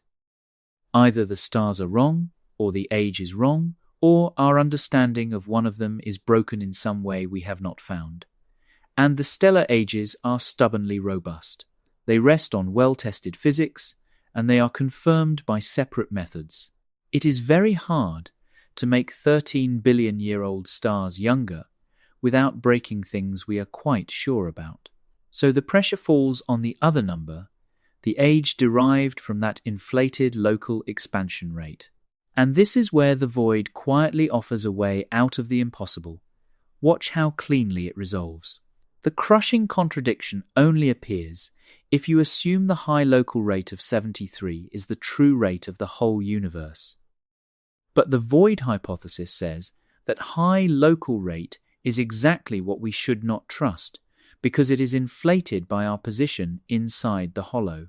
The true global expansion rate, the one you would measure from neutral ground, is the lower number, around 67, the value the ancient light gives.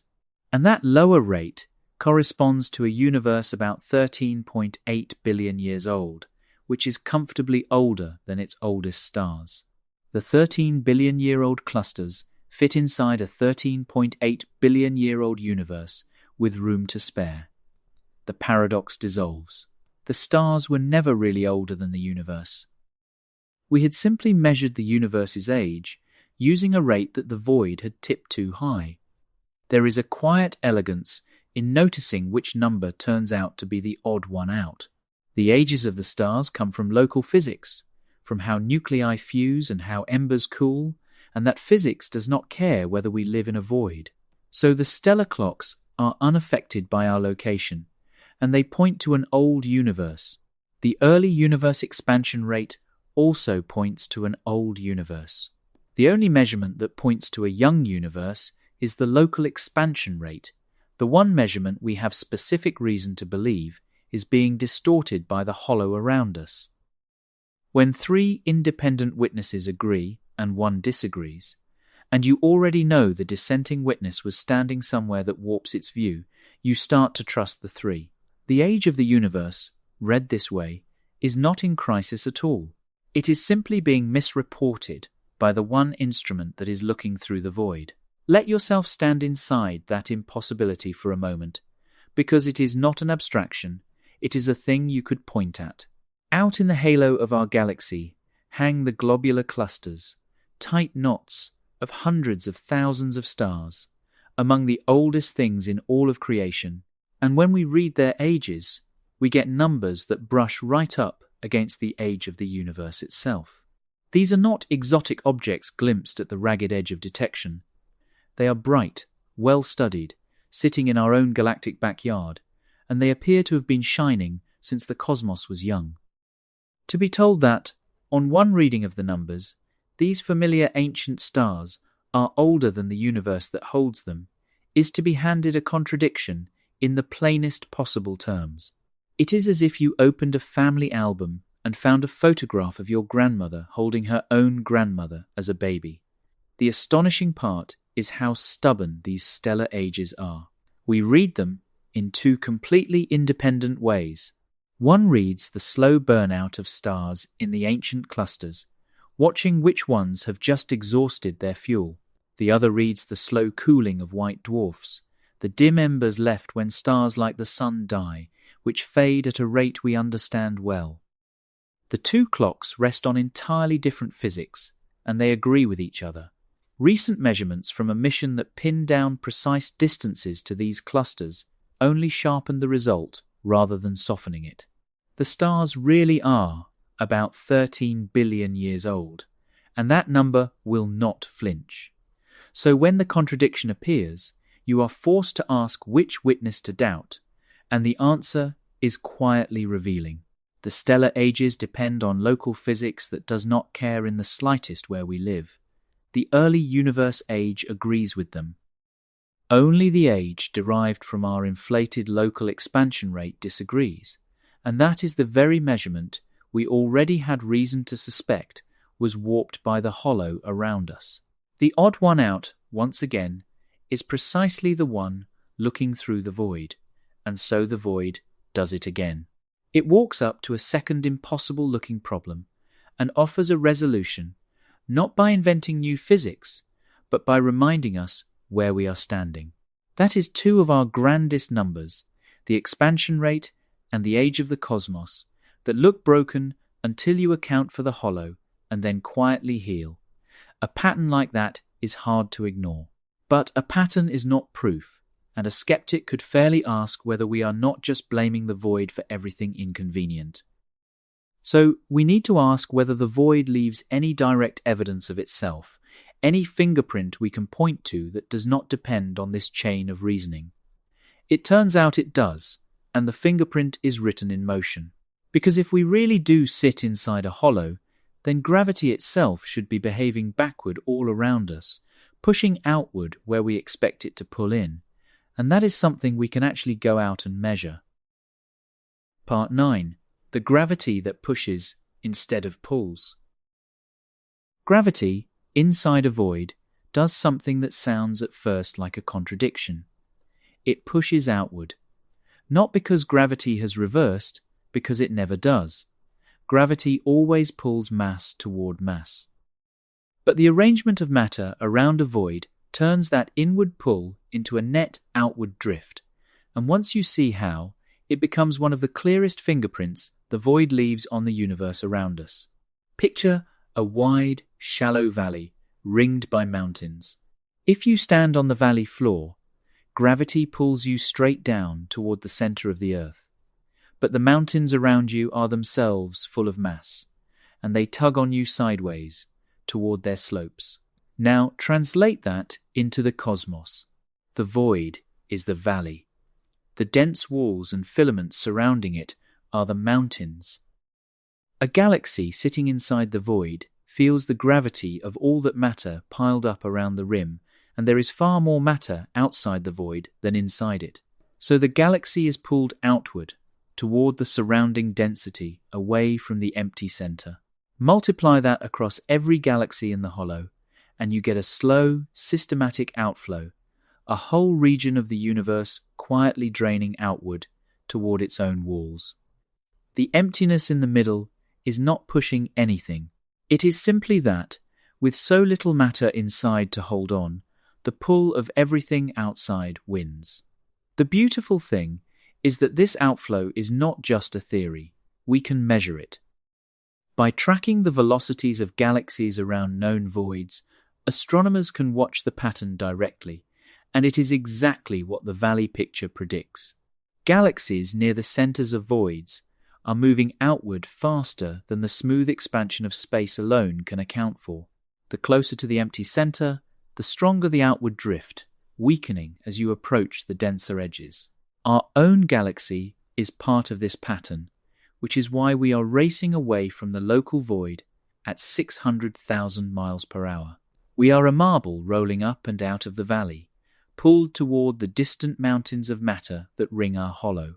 This same effect shows up on a larger scale as something astronomers call bulk flows, and the numbers here are where the standard picture starts to strain.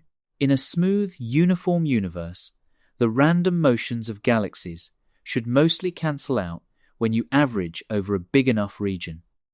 For every galaxy drifting one way, another should drift the opposite way, so that across a few 100 million light years, the average motion settles close to zero. That is what homogeneity demands.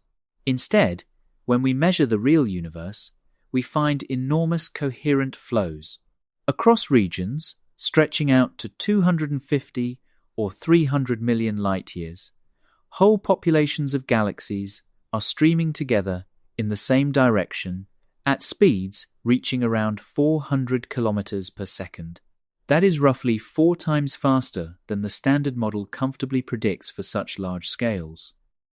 Something is giving entire swaths of the cosmos a shared shove, and a large, underdense region pushing its contents outward is exactly the kind of thing that would do it. The bulk flows we see line up with the void picture remarkably well, both in how fast they are and in which direction they point. The void leaves another fingerprint, and this one is the cleanest test of all, because we predicted it in advance. If our high local expansion rate really is caused by sitting inside the hollow, then the inflation should fade as we measure across greater distances and approach the void's edge. Measure nearby, deep in the emptiness, and the rate should read high. Measure far enough out to escape the void's influence, and it should fall back toward the true cosmic value. This pattern has earned its own name, the Hubble bubble, the idea that we live inside a bubble of biased measurements bounded at roughly 2 billion light-years. Inside that boundary, the expansion rate reads around 73. Reach beyond it, and the measurements begin trending down towards 67.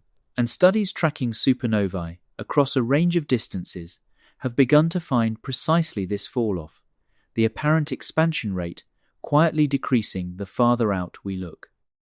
It is the signature of a local distortion, not a universal truth, written across the depths of space in just the way the hollow predicts. Step back and see how the case has been built, because the structure of it matters. We did not simply find a void and declare it the culprit for everything inconvenient. We found a void, worked out how its gravity should behave, predicted specific consequences, and then went looking.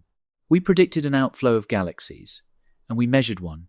We predicted bulk flows too large for the smooth universe model, and we found them 4 times too large. We predicted that the expansion rate should fall with distance, and the data are bending that way. Each prediction confirmed is a brick, and the wall is getting hard to argue with. The void is not a story we tell to feel better about a confusing number. It is a physical region whose effects we can chart, and the effects keep showing up where the theory says they should. It is worth being very clear that nothing about this requires gravity to misbehave. Gravity is doing exactly what it always does, pulling matter toward matter. The strangeness comes entirely from the arrangement. Because there is far more mass piled into the walls around the void than in its hollow interior, the net tug on anything inside points outward, toward the rim, and a galaxy, obeying ordinary gravity to the letter, ends up drifting away from the empty center. The marble does not roll uphill by magic. It rolls toward the only mass heavy enough to call it, which happens to lie outside the valley in every direction at once. Astronomers have turned this drift into one of their most beautiful maps. A long-running effort, sometimes called the Cosmic Flows Project, has measured the true distances and motions of tens of thousands of galaxies, and from that data built a three-dimensional chart of how matter is streaming through our part of the universe. The chart does not show random jostling. It shows great coherent rivers of galaxies, flowing together across hundreds of millions of light years, draining away from the emptier regions and toward the denser ones, exactly the pattern a large void should carve. You can almost watch the hollow breathing out, exhaling its galaxies slowly toward the surrounding walls. The speeds are the part that will not fit the tidy model. In a smooth universe, these shared motions should fade to almost nothing once you average over a few 100 million light-years, because the pulls should arrive from all directions and cancel. Instead, they persist, and they run as fast as 400 kilometers per second, several times stronger than the standard picture allows. Whole districts of the cosmos are being shoved in the same direction by gravitational gradients that should not exist if the universe were as uniform as we assumed. A great underdense region pushing its contents outward is precisely the kind of thing that would produce them, which is why the bulk flows are read by many as one more signature of the hollow we live in. And yet, every brick in that wall makes a certain unease grow rather than shrink, because of what the whole structure implies about us. If the void is real and large and shaping our measurements, then we are living somewhere genuinely unusual, and we are near the middle of it. The more confidently we confirm the hollow, the more confidently we confirm our own strange position within it. For most discoveries, nailing down the evidence brings relief. This one brings a peculiar discomfort, and the discomfort is not really about the void at all. It is about a principle, one of the most cherished assumptions in all of physics, an idea that has guided us for centuries, and that the void seems to quietly violate. The principle is that we are not special, that no place in the universe is special, and we are about to see why the hollow we live in puts that comforting idea under more strain than almost anything else we have ever found. Part 10. The last place we thought we were ordinary. There is an assumption woven so deeply into modern cosmology that most of the time we forget it is an assumption at all. It is called the cosmological principle, and it states that the universe is, on large enough scales, the same everywhere and the same in all directions. The same everywhere means no location is special, that any patch of the cosmos, averaged over a big enough region, looks like any other. The same in all directions means the universe has no preferred axis, no up or down, no center to point at. It is a statement of cosmic humility, and it is also enormously useful because it is what allows us to describe the entire universe with relatively simple equations. If every place is like every other place, you can measure here and apply your answer everywhere. Strip that assumption away, and the mathematics of the cosmos becomes vastly more tangled, and predictions become far harder to make. The principle did not arrive out of nowhere. It is the natural endpoint of a long, humbling journey that science has been on for 5 centuries. Copernicus took the Earth out of the center of the solar system and set it in orbit around the Sun like any other planet. Later, astronomers showed that the Sun is not at the center of the galaxy, but stranded out in a quiet spiral arm. Then we learned that our galaxy is not at the center of anything, just one among hundreds of billions. Step by step, we have been evicted from every position of importance we ever claimed. The cosmological principle is the final, fullest expression of that lesson. It says not only that we are not at the center, but that there is no center, because every place is equivalent. After 500 years of being demoted, we had finally made peace with being utterly, gloriously average. And then we measured the void. Because if we sit near the middle of an underdense region, 2 billion light-years across, a region so rare that the standard model can barely produce one, then our location is not average at all. It is unusual, almost by definition. We are back, uncomfortably, to occupying a special place, not at the center of the solar system, not at the center of the galaxy, but near the center of one of the largest hollows in the observable universe. After spending 5 centuries learning that we are nowhere special, the data seem to be telling us that our address is, in fact, remarkable. You can understand why this irritates physicists at a level that is almost emotional. It feels like backsliding. It feels like the universe handing back a conclusion we worked very hard to outgrow. There are ways to defend the principle, and they are worth taking seriously rather than dismissing, because the people making them are not fools.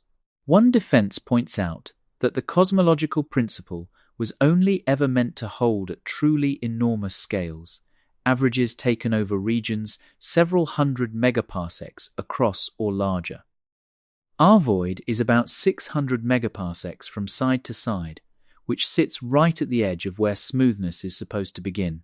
Maybe, the argument goes, the universe is simply less uniform at those scales than we assumed, and a hollow this size, while surprising, does not really break the principle so much as redraw the line for where it starts to apply. The universe might just be lumpier over larger distances than the textbooks led us to expect. A second defense questions the depth of the void itself. Different teams, using different data and different techniques, do not all agree on exactly how underdense our region is. Some measurements land near 20%. Others come out closer to 10 or 15%. And the rarity of the void is extraordinarily sensitive to that figure. A 20% deficit is a near impossible 10 sigma outlier. A 10 or 15% deficit is far less shocking, unusual, but not absurd. So perhaps the early measurements overstated the emptiness, and the true void, once we nail it down with better surveys, will turn out to be just rare enough to be interesting without being impossible. This would preserve the principle, at the cost of admitting our current numbers are softer than we would like. There is even a third line of thought, stranger and more philosophical, that tries to make our location feel less arbitrary. It is a version of what is called the anthropic argument, and it goes like this. Observers like us can only exist in certain kinds of places. We need galaxies and stars and planets, and the long, stable stretches of time that let complex things evolve. Maybe those conditions arise most easily in regions that are mildly underdense, quiet enough to be stable, settled enough to last. If most observers in the universe happen to live in slightly thinned-out regions, then finding ourselves in one would not be a cosmic coincidence at all. It would be expected, the way you should not be surprised to find yourself on a planet rather than in the empty space between stars. The trouble is that this argument only works if our void is mild, and a 20% deficit across 2 billion light-years is a good deal more than mild. The anthropic reasoning can explain a gentle dip. It strains badly when asked to explain a hollow this enormous. It gets us part of the way to comfort and then leaves us standing in the open. So, look honestly at where this leaves us, because the choice is genuinely uncomfortable and cosmology has not made it yet. Either we accept that we live in a statistically extraordinary location, which means surrendering the hard-won principle that we are nowhere special, or we accept that our model of the universe is wrong in some important way, that structure forms more vigorously than our equations allow, which means rewriting physics we thought was settled. Save the principle and you sacrifice the model. Save the model and you sacrifice the principle. There is no third option that costs nothing, and the empirical core, the existence of a large local underdensity affecting our measurements, does not go away no matter which discomfort you choose. It is hard to overstate how much rests on this single assumption of sameness. Nearly every equation we use to describe the universe as a whole begins by assuming that what is true here is true everywhere, that our patch is a fair stand-in for all the others. That assumption is what lets a handful of measurements, taken from one small world, circling one ordinary star, speak for a cosmos of trillions of galaxies. Take it away. And the confident sentence, "The universe is this old and expanding at this rate," shrinks into the far more modest, "The universe near us looks this way, and we are no longer certain how far that look extends." The long history behind the principle is what makes giving it up feel like a betrayal. Each step in that history was a humbling, and each humbling turned out to be correct. The Earth really is not the center. The Sun really is stranded out in the suburbs of the galaxy. Our galaxy really is one among countless others. Every time we assumed we were special, we were wrong, and every time we assumed we were ordinary, the universe rewarded us for our modesty. So there is a deep, well-earned instinct that says we are probably ordinary yet again, that the void must be less extreme than it looks, or that smoothness simply begins at a slightly larger scale than we guessed. That instinct has 5 centuries of victories behind it, and it should not be brushed aside. But instinct is not evidence, and the data keep pointing the uncomfortable way. The honest position is that we are caught between a principle we have every historical reason to trust and a measurement we have every observational reason to believe, and they cannot both be entirely right. Either we are more special than we wanted to be, or the universe is built more strangely than we wanted it to be. There is no version of the story where nothing precious has to be given up. It is precisely because both of those options hurt that scientists have gone looking for escape routes, clever ways to explain everything we have seen without paying the full price of either. Some of those escape routes reach for new kinds of physics. Some reach for a different theory of gravity altogether.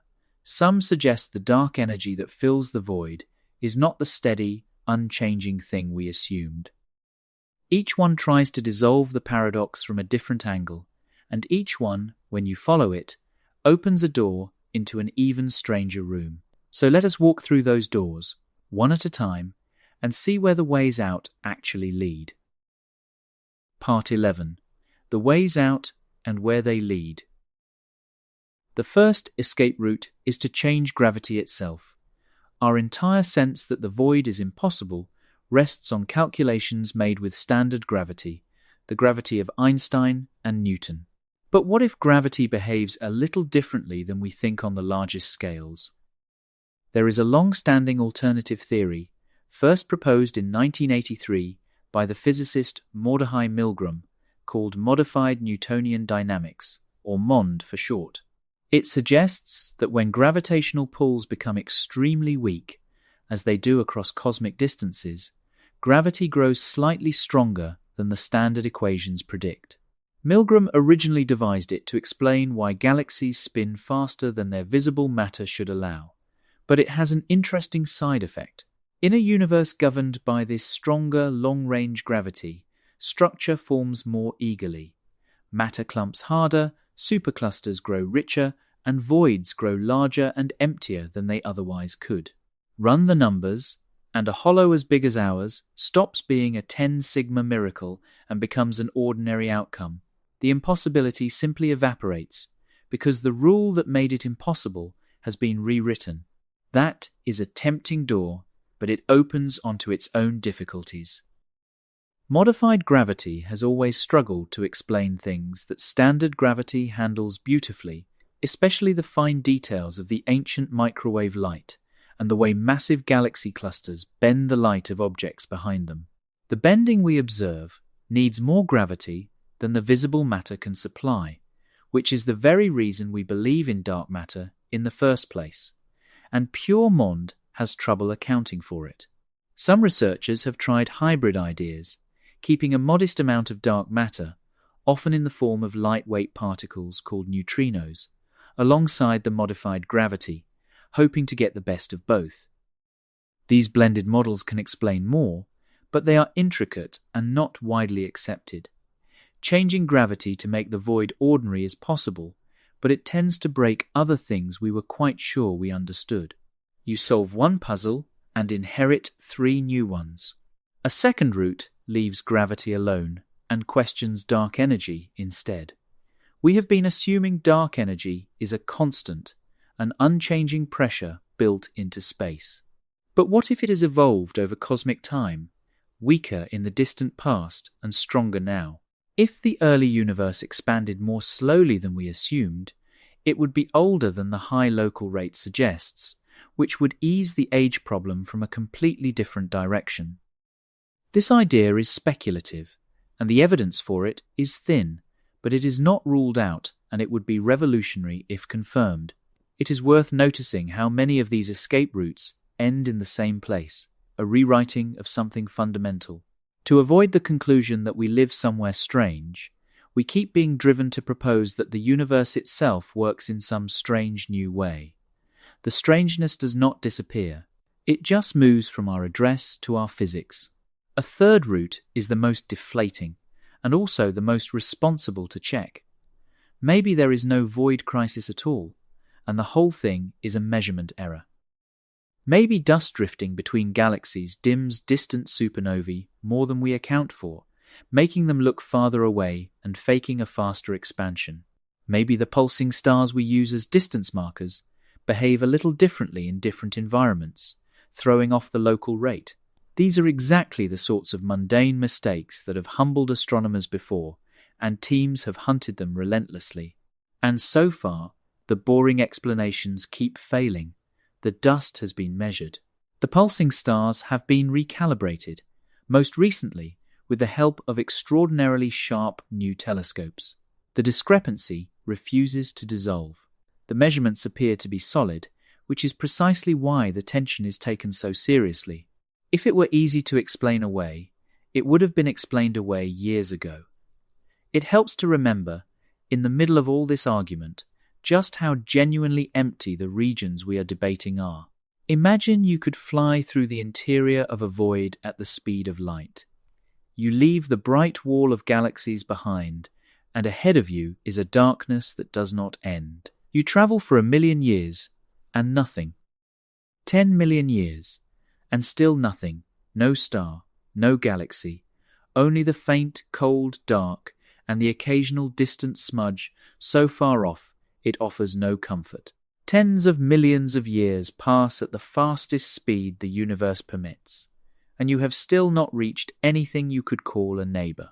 Now and then, across unthinkable gulfs, a single dim dwarf galaxy drifts by, a lonely island that has spent its entire existence in this isolation, its few stars forming slowly, untouched by collision or company.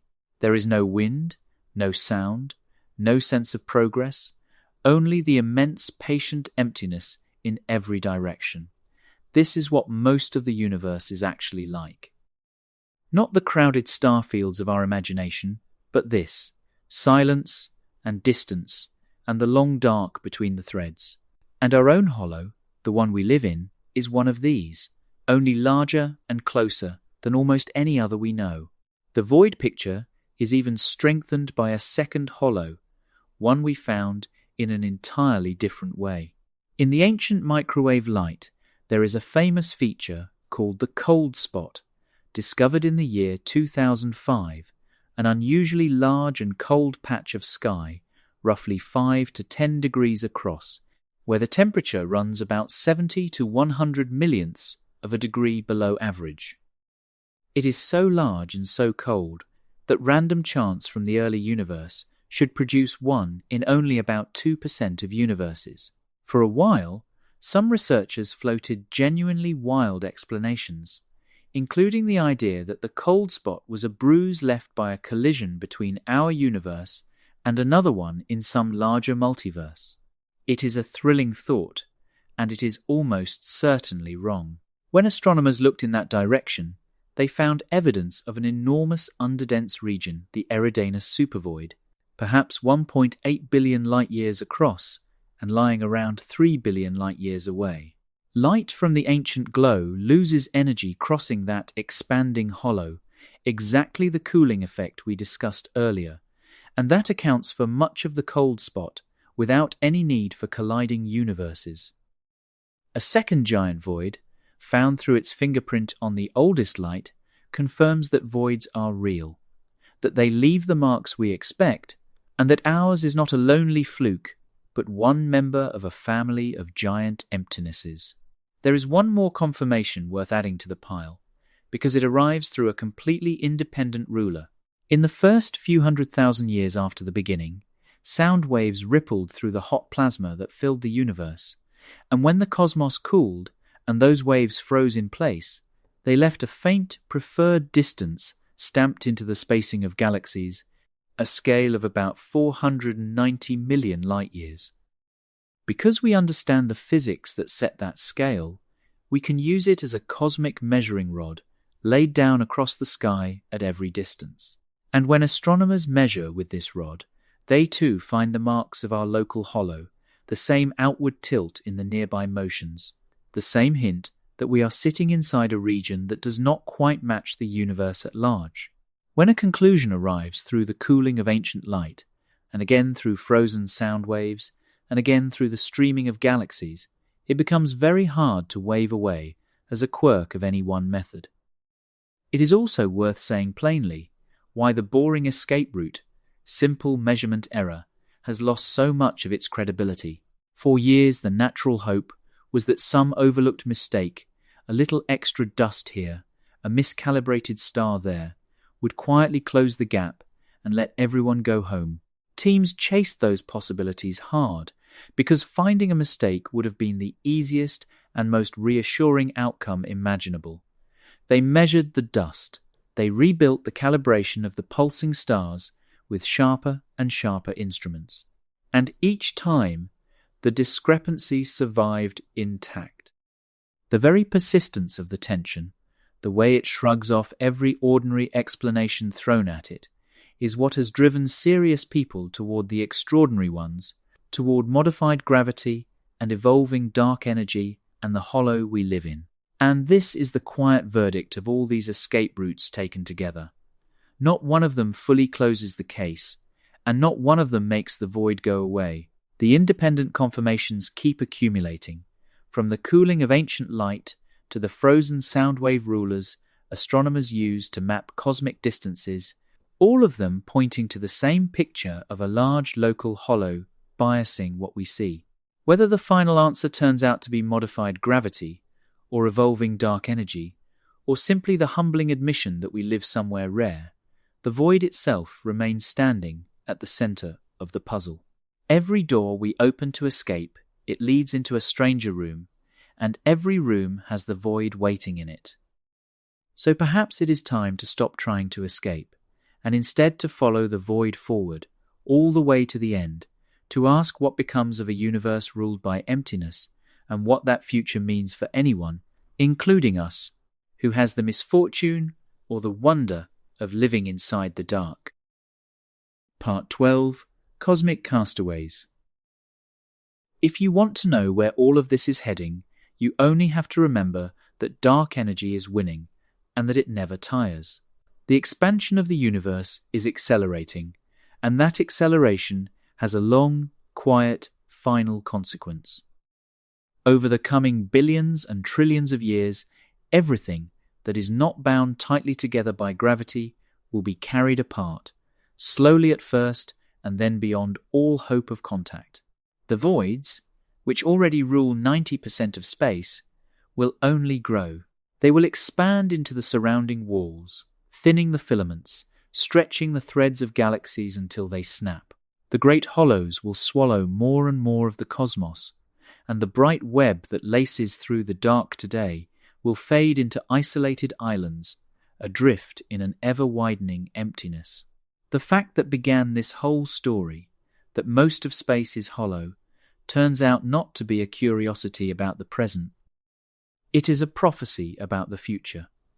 The emptiness is not the exception. The emptiness is the destination. For anything living inside a void in that far future, the isolation will be almost complete. Right now, from within our own hollow, we can still see the distant walls of galaxies that surround us, their light reaching us after journeys of billions of years. But, as expansion accelerates, the light from ever closer objects will be stretched and dimmed until it can no longer reach us at all. The horizon of what we can see will draw inward like a tightening circle. Our own galaxy and Andromeda will collide and merge in about 4 billion years, fusing into a single great elliptical galaxy. The small cluster of galaxies we belong to will draw together and then watch everything beyond it recede into invisibility. Eventually, our descendants, or whoever inherits this corner of the cosmos, will look out and see only their own merged galaxy, surrounded by a darkness with nothing in it at all. Sit for a moment with the strangest and most haunting consequence of that future, because it turns the whole story back on us like a mirror. Picture a civilization that arises billions of years from now, far inside a void, on a world circling a quiet star. They are curious, as we are. They build instruments and look outward, hoping to understand the universe. But the sky they search is nearly empty. There are no other galaxies to see, because the expansion has carried them all beyond the horizon of visible light. The ancient afterglow of the Big Bang, the very light that told us how the universe began, has been stretched and cooled until it has faded below anything they can detect. They have no distant galaxies to reveal that space is expanding. They have no afterglow to reveal that there was ever a beginning. From everything they can observe, they live on a single island of stars, surrounded by an eternal, static dark, and they conclude, reasonably, carefully, scientifically, that this island is all there is and always was. They never learn about the Big Bang. They never suspect the trillions of galaxies that once filled the sky. The truth is unreachable, not because they are foolish, but because of where and when they happen to live. Here is the thought that should follow you out of this, gently, the way the best questions do. That future civilization will be profoundly wrong about the universe, and they will have no way of knowing it, because their location hides the truth from them.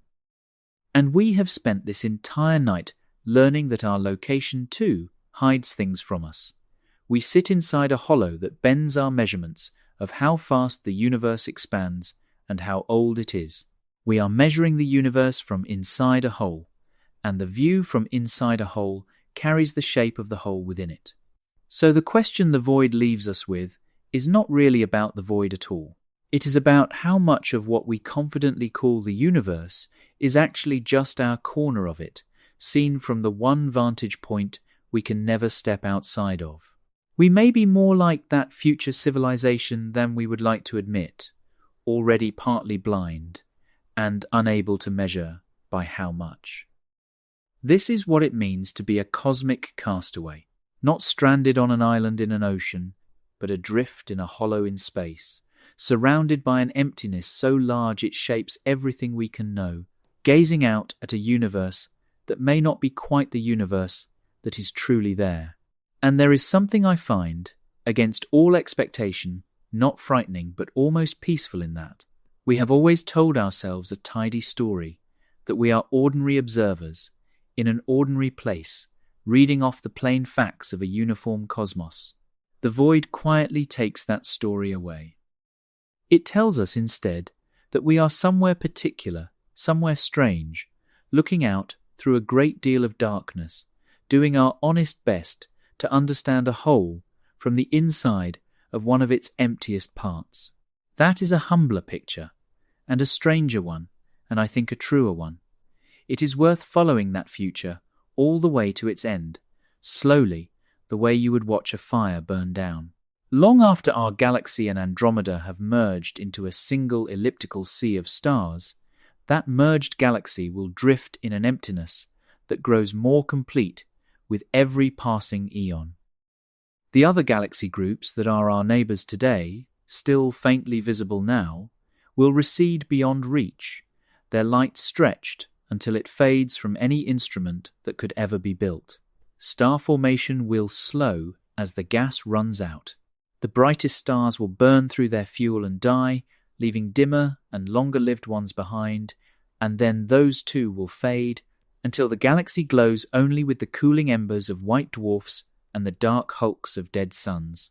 The sky will darken, not over a single night, but over trillions of years, into something close to absolute solitude. Every step of that darkening erases a piece of the evidence we once used to understand the universe. The receding galaxies that told us space expands will be gone. The ancient afterglow that told us there was a beginning will have cooled past detection.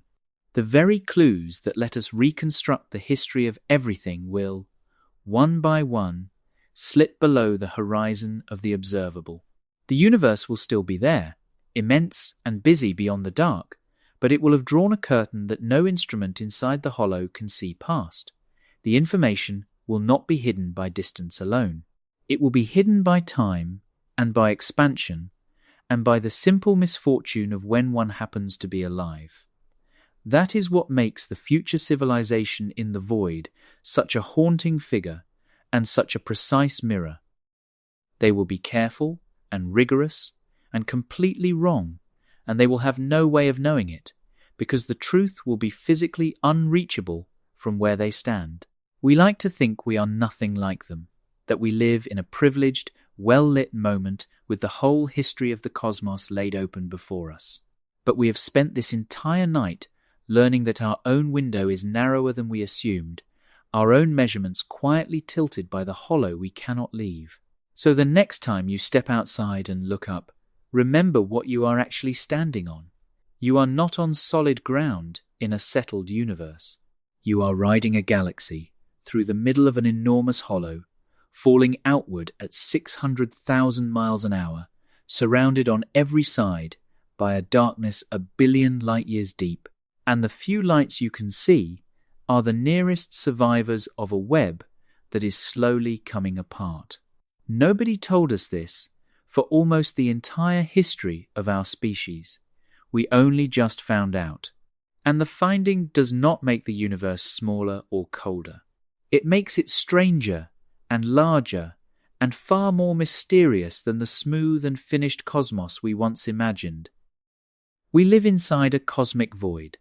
No one told us, for the longest time, and now we know.